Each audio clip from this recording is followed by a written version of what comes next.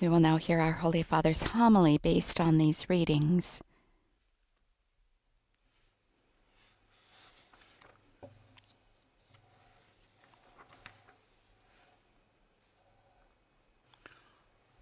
La gente che aveva ascoltato Gesù The people who had heard Jesus during the whole day and then they saw this multiplication of the loaves and Jesus' power. They wanted to make him king. First, they went to Jesus to listen to his word and also to ask for the healing of the sick. They remained the entire day listening to Jesus without getting bored, without getting tired. They were tired, but they were there and they were happy. But then, when they saw that Jesus gave them something to eat, it's not something they were expecting, they thought, well, this will be a new leader for us, government leader for us, and he will certainly be able to free us from the power of the Romans and bring the country forward. And they were enthusiastic about making him king.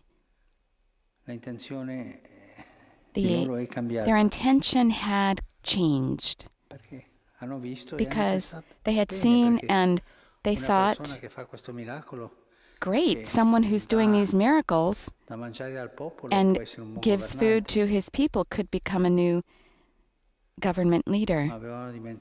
But they had forgotten at that moment the enthusiasm that Jesus' word had provoked in their hearts.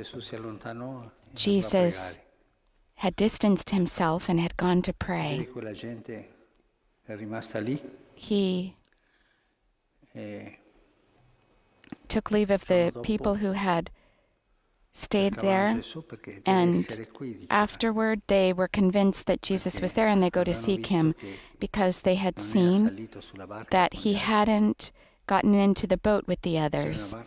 There was a boat there and it had stayed there. But they didn't know that Jesus had joined the others by walking on the water.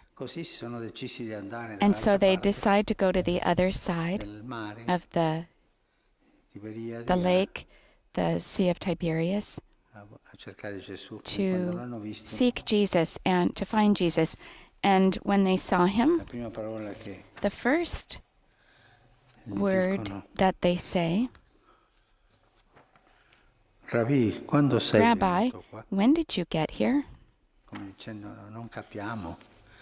It's like they were saying, we don't understand. This is something very strange. And Jesus makes them return to their first feelings, what they were feeling before the multiplication of the loaves when they were listening to the word of God. I tell you most solemnly, you are not looking for me because you have seen the signs. Like in the beginning, the sign of the word that enthused to them, the signs of healing, not because you have seen the signs, but because you have had all the bread you wanted to eat. Jesus reawakens that intention in them. You've changed your attitude. And they, instead of justifying themselves, oh Lord, no, it's not like that way, they were humble.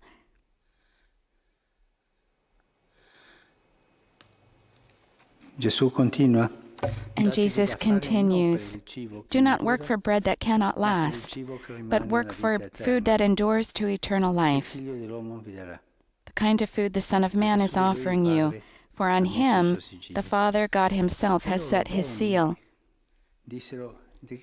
And being good, they ask him, what must we do if we are to do the works that God wants? And Jesus says, to believe in God's Son. This is how Jesus corrects the attitude of the persons in this crowd, because as they were walking, they had gradually distanced themselves or deviated from the first spiritual consolation that they had had, and they took a road that was not correct, a path that was more worldly than evangelical. This makes us understand how many times we ourselves have begun going on the path of following Jesus with the values of the Gospels, and then halfway down the road we get another idea, and we conform ourselves to something that's more temporal, that's more material, more worldly, perhaps.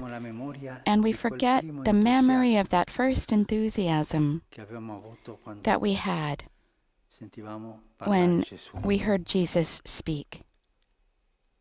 The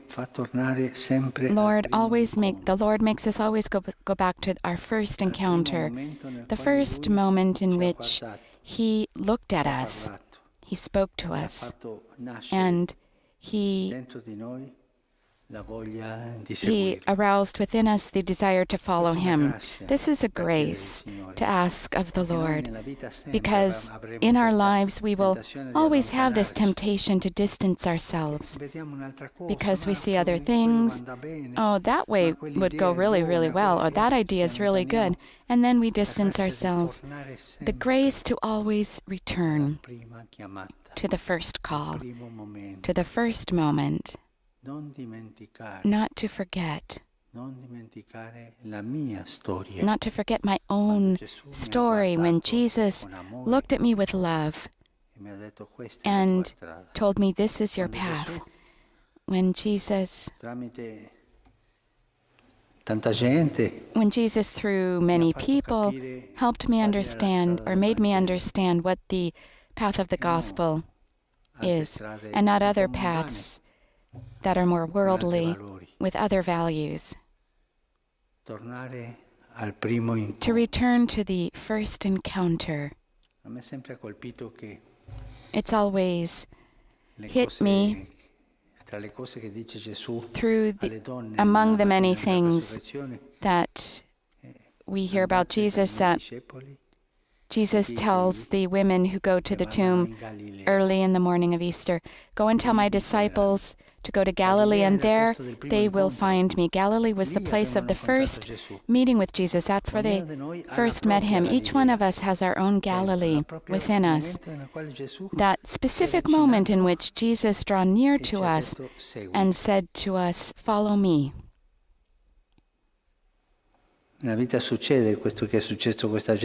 life, similar things happen to us, like what happened with these other people, that we obey right away, and then we distance ourselves, and we seek other values, other hermeneutics, other ways of interpretation, and we get far away from where we were at our first call. The author of the letter to the Hebrews talks about this. Remember the first days. The memory of the first encounter of my own Galilee, when the Lord looked at me with love and said, follow me.